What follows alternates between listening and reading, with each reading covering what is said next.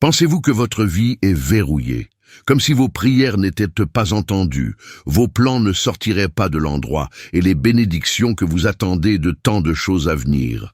Vous bloquez peut-être les promesses de Dieu et vous ne le remarquez même pas.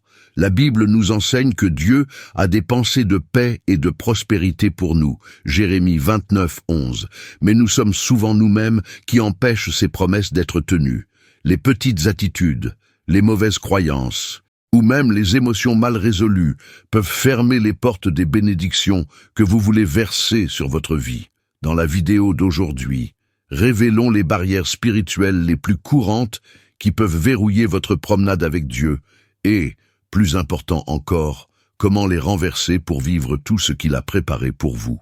Restez avec moi jusqu'à la fin, car tout au long de cette vidéo, nous prions ensemble et chercherons la libération de tout ce qui vous a empêché d'avancer. Préparez-vous, car aujourd'hui, c'est peut-être le jour où les courants qui vous tiennent seront enfin brisés. Beaucoup de gens limitent les bénédictions de Dieu uniquement aux biens matériels, aux réalisations financières ou au succès visible des yeux humains. Mais Dieu est un Père aimant qui nous bénit à bien des égards, certains que nous pouvons voir, certains que nous ne comprenons qu'avec le temps. Les véritables bénédictions de Dieu ne sont pas toujours enveloppées comme nous attendons. Parfois, ce que nous pensons être une perte, une porte fermée ou un retard peut en fait être une délivrance. Dieu voit au-delà de ce que nous voyons. Il sait exactement ce dont nous avons besoin et quand nous en avons besoin. C'est pourquoi cela permet souvent à certaines choses de sortir de notre contrôle, afin que nous puissions apprendre à en dépendre et à grandir spirituellement. N'oubliez pas que les plus grandes bénédictions ne sont pas seulement ce que nous recevons, mais aussi ce que nous devenons tout au long du processus. Dieu utilise chaque situation pour nous façonner, renforcer notre foi et nous préparer à quelque chose de plus grand. Combien de fois quelque chose comme un retard est-il devenu une grande leçon? Combien de fois une porte fermée nous a-t-elle bien meilleure voie? La Bible nous le montre plusieurs fois. Joseph a été vendu comme esclave par ses propres frères et a passé des années dans des situations difficiles. Mais en fin de compte, tout cela faisait partie du plan de Dieu de l'élever à un lieu d'influence et de but. Ce qui semblait dénué de sens était, en fait, la voie à la promesse. Si vous sentez que votre vie est verrouillée, que vos prières n'ont pas de réponse, ou que rien ne se passe comme vous l'imaginiez, ne désespérez pas. Dieu ne vous a pas oublié. Il peut préparer quelque chose de beaucoup plus grand que vous ne pouvez comprendre maintenant. Souvent, les bénédictions de Dieu passent en premier sous la forme d'apprentissage, de renforcement de la foi, de la croissance spirituelle.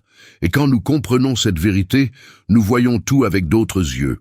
Le découragement cède la place à la confiance, l'impatience devient l'espoir, et l'incertitude se rend au but divin.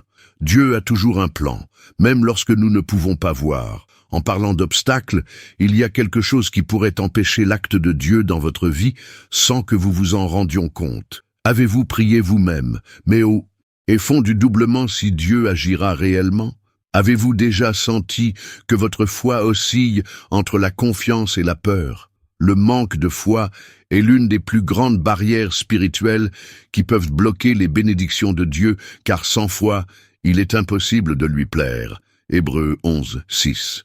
Le doute est comme une fissure dans un barrage. Au début, cela peut sembler petit et insignifiant, mais au fil du temps, s'il n'est pas traité, cela peut provoquer un grand effondrement dans une confiance en Dieu. Et savez-vous quel est le danger? Le doute affaiblit vos prières. Jacques 1, 6, 7 nous enseigne que celui qui doute est comme la vague de la mer, porté et agité par le vent. De plus, la Bible dit que cette personne ne devrait pas s'attendre à recevoir quoi que ce soit du Seigneur. C'est fort, le doute nous rend inconstants et nous empêche de vivre pleinement ce que Dieu a pour nous. Regardez Pedro, il marchait sur les eaux parce qu'il croyait en la parole de Jésus. Mais, au moment où il a quitté les yeux de Christ et a commencé à remarquer le vent et les vagues, il a coulé. Ce qui l'a fait couler n'est pas la force de la tempête, mais la faiblesse de sa foi. Et cela nous arrive aussi, lorsque nous nous concentrons davantage sur les problèmes que la fidélité de Dieu, nous commençons à couler spirituellement. La foi n'est pas basée sur ce que nous ressentons ou ce que nous voyons, mais sur le caractère et la parole de Dieu. Il convient qu'il reste bon, même lorsque les circonstances disent le contraire. Il déclare qu'il contrôle, même lorsque tout semble en panne. Si vous sentez que votre foi a été ébranlée, ne vous condamnez pas. Même les disciples qui ont marché avec Jésus ont eu des moments de faiblesse. Le secret est de nourrir la foi tous les jours, comme par le mot. Romains 10, 17 nous dit que la foi vient en écoutant et en entendant la parole de Dieu. Plus nous nous approchons de lui, plus notre foi est renforcée. Maintenant, arrêtez-vous et réfléchissez. Le doute a-t-il été un obstacle dans votre vie? Avez-vous laissé la peur parler plus fort que votre confiance en Dieu? Si c'est le cas, demandez au Seigneur de renforcer votre foi, tout comme les disciples ont fait pour dire « Seigneur, la foi nous augmente ». Luc 17, 5. Mais il y a quelque chose encore plus profond qui peut bloquer les bénédictions de Dieu, quelque chose que nous portons souvent sans s'en rendre compte. Plusieurs fois, nous prions pour demander des bénédictions, en attendant des réponses, mais nous pensons que quelque chose nous écrase. Il semble que nos paroles ne soient que le plafond, qu'il y a un bloc invisible entre nous et Dieu. Et la vérité est qu'il peut y avoir. Le péché non confessé crée une barrière entre nous et le Seigneur. La Bible est claire à ce sujet. Si je rencontre l'iniquité dans mon cœur, le Seigneur ne m'entendra pas. Psaume 66, 18. Cela signifie que lorsque nous hébergeons les péchés sans repentir, nous empêchons la manifestation des bénédictions de Dieu dans nos vies. Le péché n'est pas seulement une erreur morale, mais quelque chose qui nous éloigne du Père. Le problème est que nous ne réalisons souvent pas. Nuisons-nous aux petites transgressions, nous justifions certains comportements, nous ignorons la voix du Saint-Esprit qui nous avertit. Mais tout comme un verre flou empêche la vue, le péché couvre notre communion avec Dieu. Non pas parce qu'il cesse de nous aimer, mais parce que notre cœur endurci nous empêche de ressentir sa présence et d'entendre sa voix. David a compris cela quand il a pleuré. « Crée en moi, ô Dieu, un cœur pur et renouvelle en moi un esprit droit. » Psaume 51, 10. Il savait que la seule façon de restaurer sa connexion avec Dieu était par le repentir sincère. Et le vrai repentir n'est pas seulement de se sentir coupable, mais de décider de changer la direction, d'abandonner le péché et de chercher la sainteté. Le diable veut que vous croyiez que votre péché est trop grand pour pardonner, mais c'est son plus grand mensonge. 1 Jean 1, 9 nous assure, « Si nous avouons nos péchés, il est fidèle et juste pour nous pardonner et nous purifier de toute injustice. » Dieu pardonne non seulement, mais propre, restaure et transforme. Maintenant, arrêtez-vous et réfléchissez.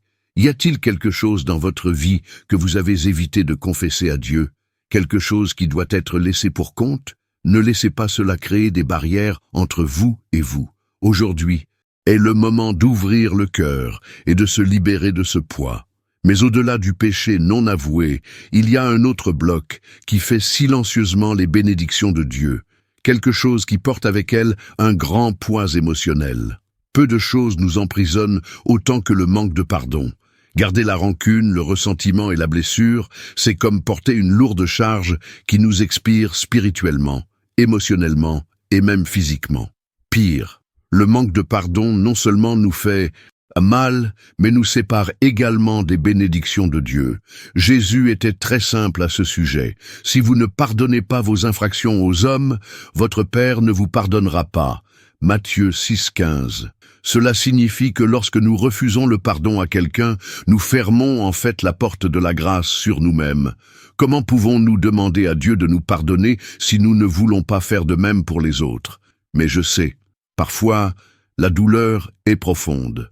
Trapillage, injustice, déception, tout cela peut rendre les marques difficiles à surmonter. Purger ne signifie pas oublier ce qui s'est passé ou dire que c'était juste. Pardonner, c'est libérer l'autre de notre jugement et donner la situation entre les mains de Dieu. N'oubliez pas, le pardon n'est pas un sentiment, c'est une décision. Vous ne pouvez pas vous sentir pardonné, mais vous pouvez choisir de le faire en obéissance à Dieu. Et lorsque ce choix est fait, quelque chose de puissant se produit. Le poids du ressentiment se dissout et que les bénédictions de Dieu coulent à nouveau dans votre vie. Si vous sentez que vous êtes coincé avec une blessure du passé, demandez de l'aide au Seigneur. Priez pour ceux qui vous ont blessé, non pas parce qu'ils le méritent, mais parce que vous méritez d'être libre de cette prison. Le pardon ne change pas le passé, mais transforme son avenir. Et en parlant de barrières spirituelles, il y a un obstacle encore plus subtil, mais extrêmement dangereux. Quelque chose qui nous retire de Dieu sans s'en rendre compte. L'un des plus grands blocs pour les bénédictions de Dieu est la fierté. Il nous fait croire que nous pouvons résoudre tout seuls, que nous n'avons pas besoin de Dieu tout le temps, que notre propre force et notre intelligence suffisent. Mais la vérité est que plus nous nous soutenons, plus nous nous éloignons de la grâce divine. La Bible nous enseigne clairement, Dieu résiste superbe, mais donne la grâce à l'humble. Jacques 4, 6. Arrêtez-vous. Et pour y penser un instant, Dieu corrige ou avertit les fiers, il les résiste. Cela signifie que lorsque nous incisons pour marcher seuls, ne s'appuyant que sur nos propres compétences, nous empêchons littéralement le flux de la grâce de Dieu sur nous. L'orgueil était la chute de Lucifer. Il pensait qu'il pouvait être égal à Dieu et était expulsé de la présence divine. La fierté a également empêché de nombreux dirigeants et rois bibliques de ressentir la plénitude de Dieu.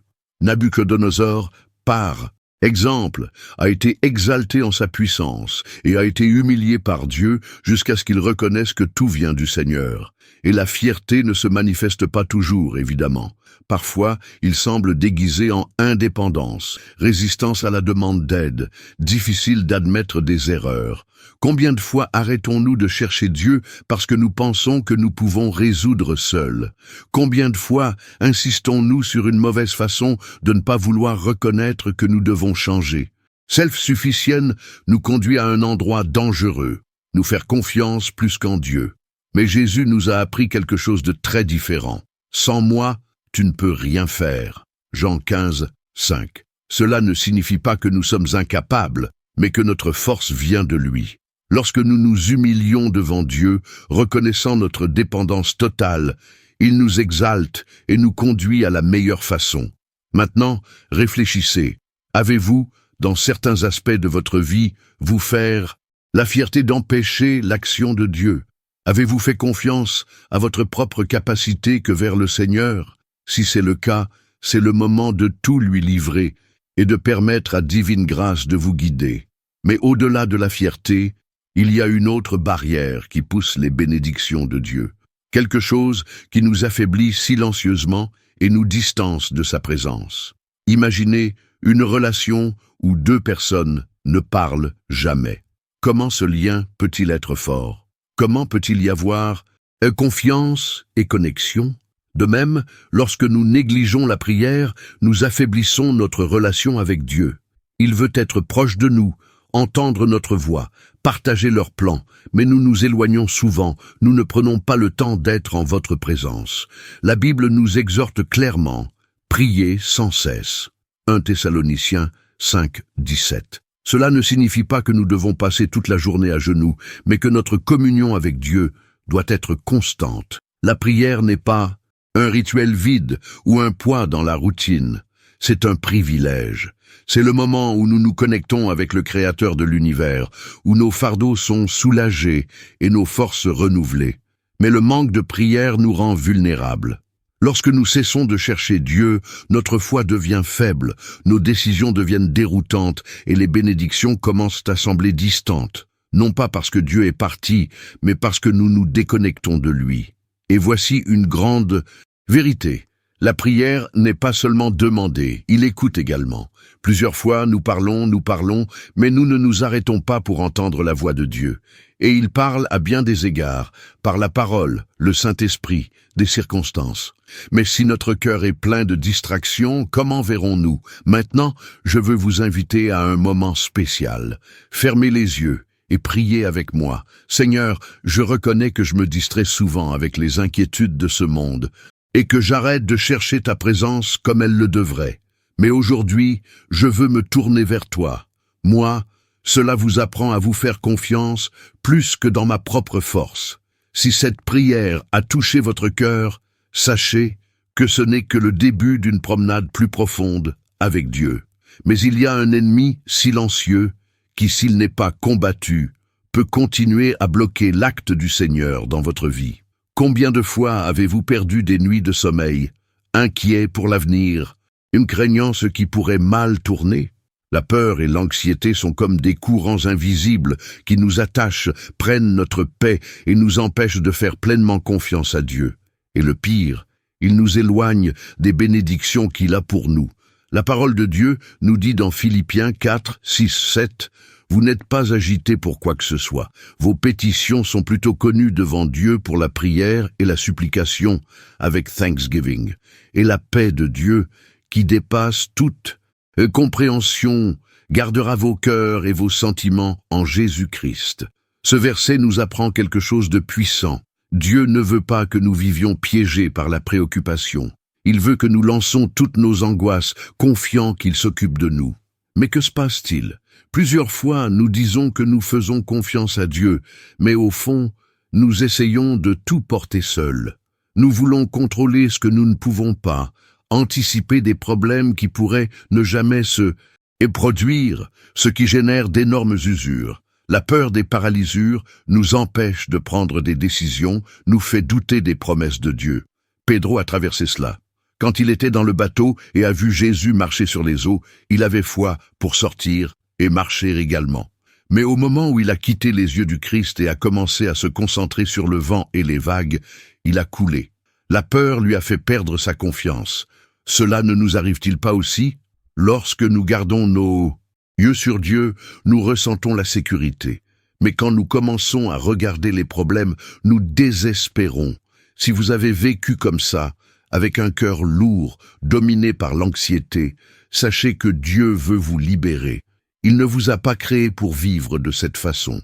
Dans 2 Timothée 1, 7, il est écrit « Car Dieu ne nous a pas donné l'esprit de peur, mais de la puissance, de l'amour et de la modération. » Cela signifie que la peur ne vient pas de Dieu.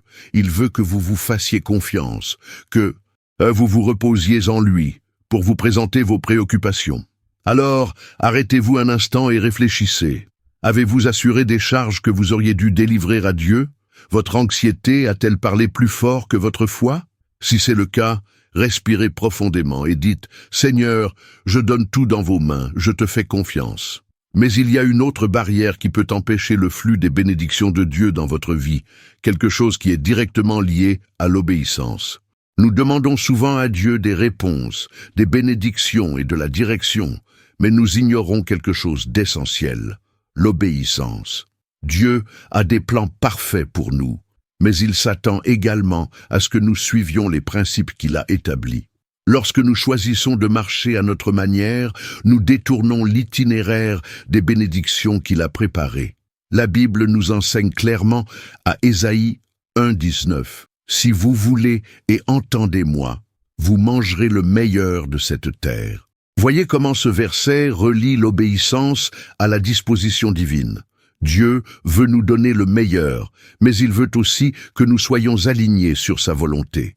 Cependant, nous choisissons souvent de suivre nos propres désirs et de finir par recueillir les conséquences. Jonas est un exemple classique. Dieu l'a appelé à prêcher à Ninive, mais il a décidé de s'échapper à Tarsis. Le résultat? Il a fait face à une tempête, a été jeté dans la mer et a passé 3 jours à l'intérieur de l'utérus d'un gros poisson. Tout cela parce qu'il a essayé d'échapper à la volonté de Dieu. Mais voyez ce qui s'est passé quand il a finalement obéi. La ville de Nineveh s'est repentie et Dieu a apporté le salut à ce peuple. C'est-à-dire que la bénédiction était en obéissance. Et qu'est-ce que cela signifie pour nous? Combien de fois savons-nous ce que Dieu veut que nous fassions, mais nous hésitons? Cela peut pardonner à quelqu'un, changer une habitude, faire un pas de foi. Mais nous résisons, reportant, justifiant. Le problème est que chaque fois que nous résistons à la voix de Dieu, nous passons un peu plus des bénédictions qu'il a pour nous. Obéir n'est pas toujours facile, mais cela en vaut toujours la peine. Lorsque nous choisissons d'obéir, même sans tout comprendre, nous disons à Dieu, « Seigneur, je te fais confiance. » Et il honore cette confiance. Maintenant, réfléchissez. Y a-t-il quelque chose que Dieu a déjà mis dans votre cœur pour faire, mais avez-vous évité une direction claire, ou qu'il vous a déjà donné, mais avez-vous hésité à suivre? Si c'est le cas, c'est le moment de faire un pas de foi et d'aligner votre vie avec la volonté du Seigneur. Mais il y a quelque chose encore plus subtil, quelque chose qui sort souvent de notre bouche sans s'en rendre compte, et peut écraser les bénédictions de Dieu. Ce qui sort de votre bouche peut façonner votre vie plus que vous ne le pensez. La Bible nous avertit dans Proverbe 18, 21, « La mort et la vie sont dans le pouvoir du langage, et celui qui l'aime mangera ses fruits. » Cela signifie que nos mots ont le pouvoir de construire ou de détruire, d'ouvrir des portes ou de les fermer. Combien de fois disons-nous des phrases comme « Rien ne fonctionne pour moi, je ne sortirai jamais de cette situation. Dieu semble m'entendre » ou « Je ne suis pas capable de ». Ces mots ne sont pas seulement des expressions de découragement, mais des déclarations qui peuvent influencer notre réalité. Lorsque nous parlons négativement de nous-mêmes ou de nos vies, nous sommes d'accord avec la défaite au lieu d'être d'accord avec la parole de Dieu. Et les pensées, plusieurs fois, avant même que les mots ne sortent de notre bouche, ils se sont formés dans notre esprit. Si nos pensées sont constamment axées sur la peur, le doute et l'échec, comment pouvons-nous vivre une vie de foi et de confiance? Philippiens 4, 8 nous apprend à penser à ce qui est vrai, noble, juste, pur et gentil. Lorsque nous changeons notre façon de penser, nous changeons notre mode de vie. Jésus nous a donné un exemple clair de cela quand il a maudit le figuier qui n'a donné aucun fruit. Avec un seul mot, l'arbre s'est séché. Marc 11, 14, 20, 21. Cela nous montre que nos paroles ont un poids spirituel. Si nous utilisons notre bouche pour murmurer, se plaindre et déclarer la défaite, nous fermons les portes que Dieu veut ouvrir. Mais il y a une bonne nouvelle. Tout comme les mots négatifs peuvent nous arrêter, les mots de foi peuvent libérer les bénédictions. Lorsque nous commençons à déclarer les promesses de Dieu, quelque chose de puissant se produit. Au lieu de dire « je ne m'en sortirai jamais », déclarez « je peux toutes choses en Christ qui me renforce ». Philippiens 4, 13. Au lieu de dire « Dieu ne m'entend pas », déclare « le Seigneur inclut ses oreilles à ma prière ». Psaume 116, 2. Maintenant, arrêtez-vous. De quoi parlez-vous de votre vie? Vos paroles et vos pensées ont-ils construit ou détruit votre avenir? Si vous voulez voir des changements, commencez à changer votre façon de parler. Déclarez la vie, déclarez la foi, déclarez les promesses de Dieu. Et pour fermer, réfléchissons à tout ce que nous avons appris et recherchons une transformation complète devant le Seigneur. Si vous êtes arrivé ici, c'est parce que Dieu voulait vous parler. Aujourd'hui, nous réfléchissons à diverses barrières spirituelles qui peuvent bloquer ces bénédictions dans votre vie. Le manque de foi, le péché non confessé, le manque de pardon, la fierté, l'absence de prière, la peur, la désobéissance et même les mêmes mots négatifs. Maintenant, la grande question est, qu'allez-vous faire de tout cela? Dieu nous appelle à un poste. Il veut perdre des bénédictions sur nous, mais nous devons être prêts à les recevoir. Cela signifie renforcer la foi, chercher une vie de sainteté, pardonner, prier avec sincérité, abandonner la peur et faire confiance en lui surtout. Rien qui a été dit ici n'est de vous condamner, mais d'ouvrir les yeux. Dieu veut vous voir libre, veut vous voir avancer ou vous voir vivre la plénitude de ce qu'il a pour vous. Et tout commence par une étape, la décision de changer. Maintenant, je veux prier pour vous. Fermez les yeux et priez avec moi. Père bien-aimé, je te loue parce que je sais que tu as des plans de paix et pas du mal à ma vie, mais je reconnais que j'ai souvent bloqué les bénédictions que le Seigneur veut perdre sur moi. Aujourd'hui, je regrette tout doute, de tous, un péché non confessé, à tout manque de pardon, de fierté et de peur qui m'ont retiré de vous. Choisissez de vivre selon votre vérité. Si cette prière vous avait du sens, déclarez dans les commentaires « Je choisis de faire confiance à Dieu ». Et n'oubliez pas de profiter de cette vidéo, de partager avec quelqu'un qui a besoin d'écouter ce message et de vous abonner à la chaîne pour plus de réflexions comme celle-ci. Que Dieu vous bénisse puissamment. Nous nous voyons dans la vidéo suivante.